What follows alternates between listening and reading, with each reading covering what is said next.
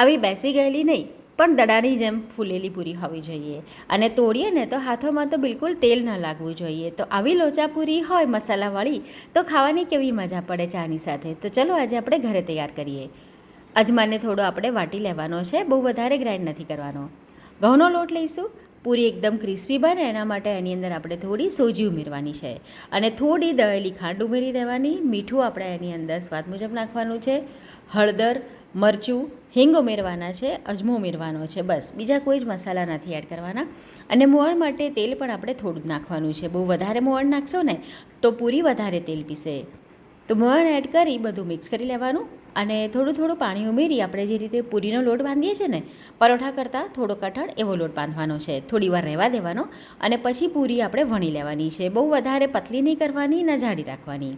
પૂરી તૈયાર થઈ જાય તો ભીના કપડાથી ઢાંકીને રાખવાનું, એટલે સુકાય નહીં. અને તેલ એકદમ સરસ ગરમ હોવું જોઈએ, ધુમાડાબંધ. તો આ રીતે તમારી દરેક પૂરી દડાની જેમ ફૂલશે. તો પૂરીને નાખતા જવાનું અને ફૂલોતા જવાનું. તો તૈયાર છે આપણી તીખી લોચા પૂરી.